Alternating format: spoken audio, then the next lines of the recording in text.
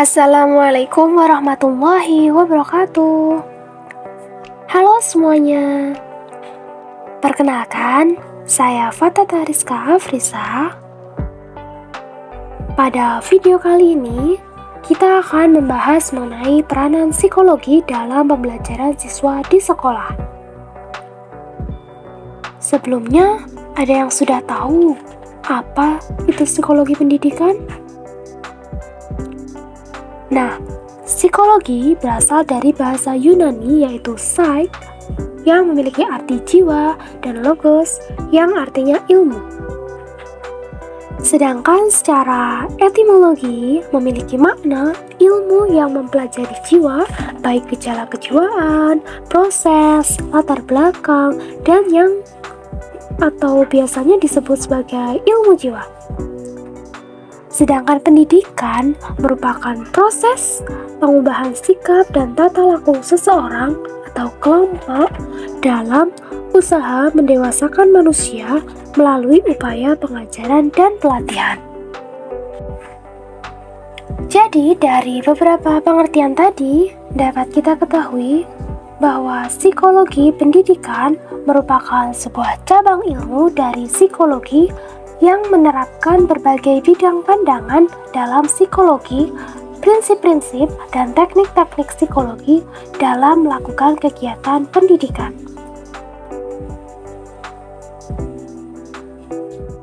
Selanjutnya, apa sih yang dibahas di psikologi pendidikan? Nah, di psikologi ini akan dibahas cara menelaah sesuatu hal yang berhubungan dengan proses belajar mengajar yang dilalui manusia dari sejak dia dilahirkan hingga dia pada usia lanjut. Nah, utamanya pada apa yang mempengaruhi keberlangsungan proses belajar mengajar. Jadi, apa sih peran psikologi dalam dunia pendidikan? Nah, setidaknya ada beberapa peran psikologi dalam dunia pendidikan. Yang pertama yaitu mempersiapkan calon guru yang profesional dan berkompetensi dalam proses belajar mengajar. Nah, yang kedua, mempengaruhi perkembangan dan perbaikan kurikulum sekolah yang sesuai dengan tuntutan perkembangan pendidikan sebagai pedoman guru dalam membimbing para siswa. Yang ketiga, yaitu mempengaruhi ide dan pelaksanaan administratif dalam pengelolaan proses pendidikan di sekolah.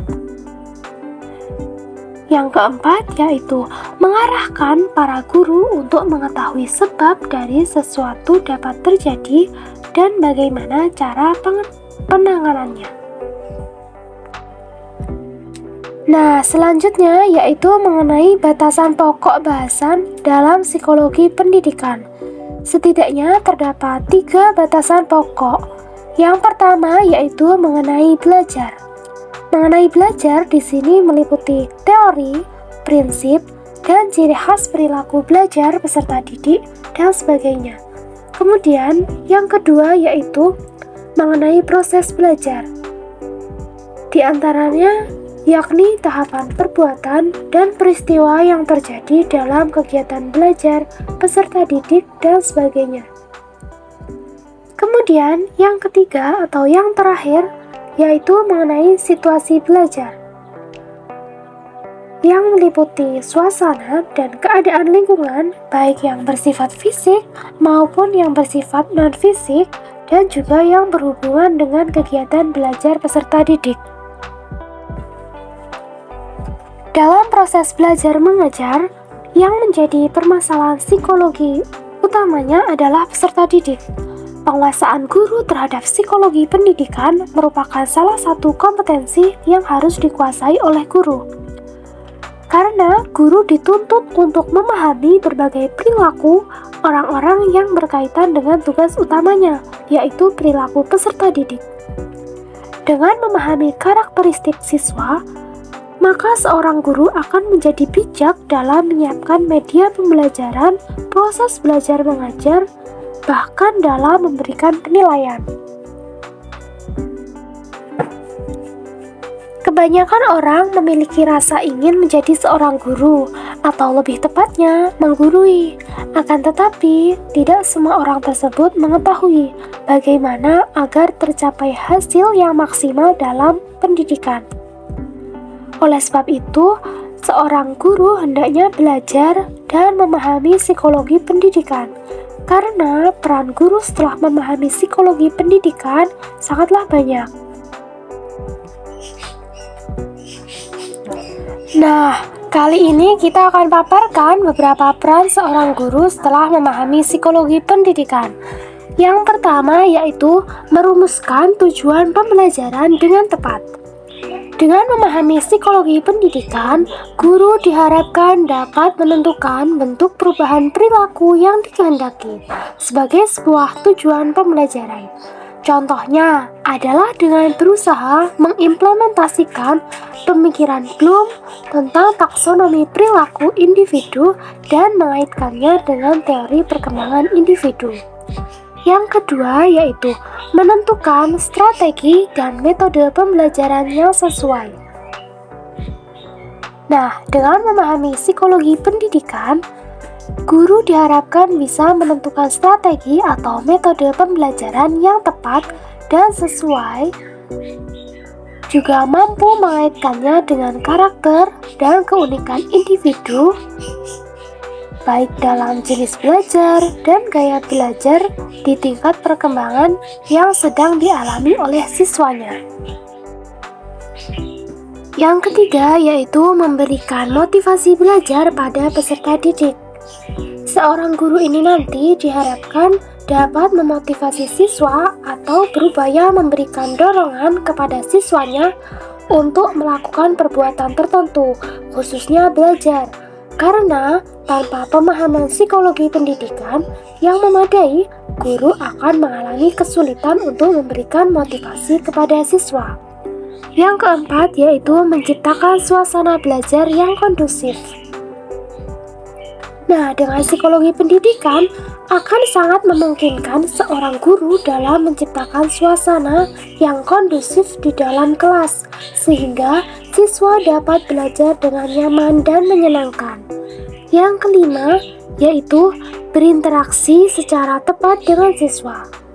Seorang guru yang paham tentang psikologi pendidikan akan sangat mungkin terwujudnya interaksi antara guru dengan siswa secara lebih bijak, penuh empati, dan menjadi sosok yang menyenangkan di hadapan siswanya. Yang keenam yaitu menilai hasil pembelajaran dengan adil. Pemahaman seorang guru mengenai psikologi pendidikan dapat membantu dalam mengembangkan penilaian pembelajaran siswa dengan lebih adil, baik dalam teknis maupun pemenuhan prinsip-prinsip penilaian, juga menentukan hasil penilaian. Yang terakhir, yaitu memberi bimbingan atau konseling. Selain memberikan pembelajaran, guru juga diharapkan dapat membimbing siswanya dan memberikan bantuan psikologis secara tepat dan benar melalui proses hubungan interpersonal yang penuh kehangatan dan keakraban. Dari beberapa pembahasan yang telah disampaikan, dapat ditarik kesimpulan bahwa psikologi sangat diperlukan dalam dunia pendidikan, utamanya bagi seorang pendidik. Karena dalam menjalankan perannya, seorang pendidik dituntut untuk memahami berbagai aspek perilaku dirinya maupun perilaku orang yang terkait dengan tugasnya. Lebih utamanya adalah perilaku peserta didik.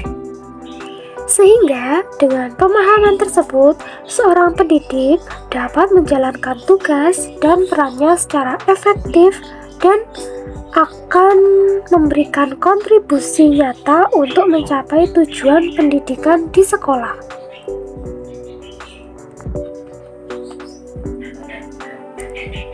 Mungkin cukup sekian pembahasan yang dapat saya sampaikan. Terima kasih atas support dan terima kasih kepada yang telah menonton video ini hingga selesai. Apabila terdapat kekurangan, saya mohon maaf. Wassalamualaikum warahmatullahi wabarakatuh.